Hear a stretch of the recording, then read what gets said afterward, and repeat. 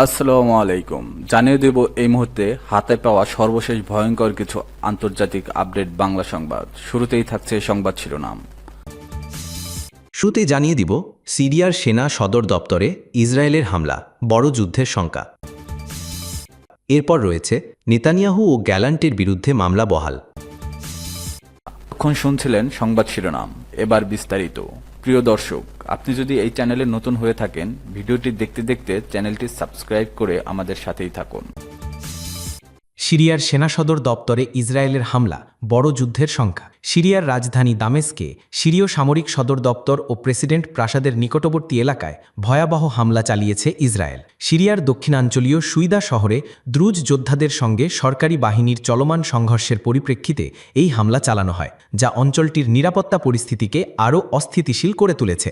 সংবাদ মাধ্যম আল জাজিরার খবরে বলা হয়, বুধবার ১৬ জুলাই এক বিবৃতিতে ইসরায়েলের প্রতিরক্ষা মন্ত্রী ইসরায়েল কাৎজ জানান, দামেস্কে সিরীয় সামরিক সদর দপ্তরের প্রবেশপথে হামলা চালিয়েছে ইসরায়েলি সেনাবাহিনী। এই হামলা ইসরায়েলের আগের হুমকির বাস্তবায়ন, যেখানে তারা সতর্ক করেছিল যদি সিরীয় বাহিনী সুইদা থেকে সরে না দাঁড়ায় তবে সামরিকভাবে জবাব দেওয়া হবে। ইসরায়েল দাবি করছে তারা সিরিয়ার দ্রুজ জনগোষ্ঠীর নিরাপত্তার স্বার্থে এই পদক্ষেপ নিয়েছে।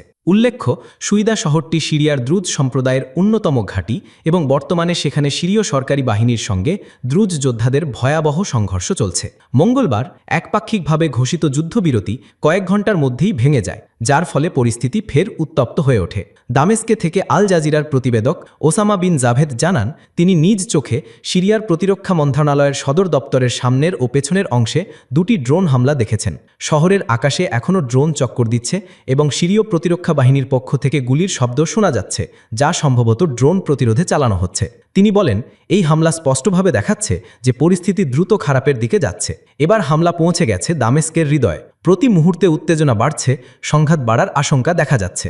লন্ডনের কিংস কলেজের আন্তর্জাতিক নিরাপত্তা বিষয়ের প্রভাষক রব গেইস্ট পিনফোল্ড আল জাজিরাকে বলেন, ইসরায়েলের হামলা এখন পর্যন্ত মূলত প্রতীকী মাত্রায় সীমিত ছিল।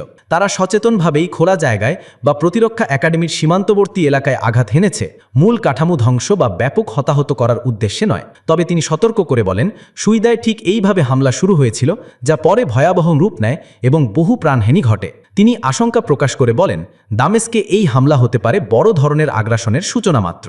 আমরা এখন এমন এক অবস্থানে দাঁড়িয়ে আছি যেখানে ইসরায়েল যে কোনো সময় সিরিয়া জুড়ে দীর্ঘস্থায়ী, সরাসরি এবং ধ্বংসাত্মক হামলা শুরু করতে পারে। উল্লেখ্য, সিরিয়ার সুইদা শহরে সম্প্রতি সরকারপন্থী বাহিনী ও দ্রুজ যোদ্ধাদের মধ্যে রক্তক্ষয়ী সংঘর্ষে শতাধিক মানুষ নিহত হয়েছে।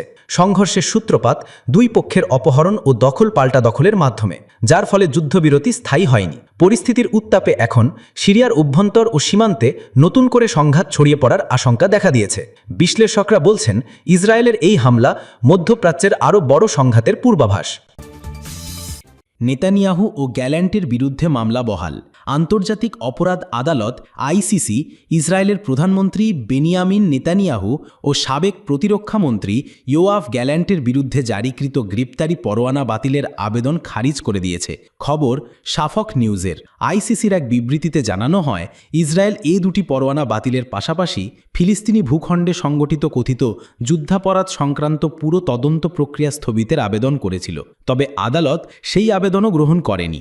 বিবৃতিতে আরও জানানো হয়, গাজা যুদ্ধ সংক্রান্ত ইসরায়েলের আপত্তি ও আন্তর্জাতিক আদালতের এখতিয়ার নিয়ে যে আইনি চ্যালেঞ্জ করা হয়েছে তা এখনও পর্যালোচনার পর্যায়ে রয়েছে এবং সেই প্রক্রিয়া অব্যাহত থাকবে।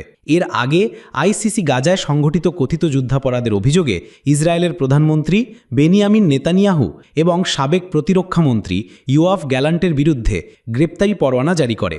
বর্তমানে গাজা উপত্যকায় ইসরায়েলের সামরিক অভিযান নিয়ে বিশ্বব্যাপী উদ্বেগ ক্রমেই তীব্রতর হচ্ছে। এই সিদ্ধান্তে মধ্যপ্রাচ্য জোনে চাপ আরও বৃদ্ধি পাবে বলে ধারণা করা হচ্ছে।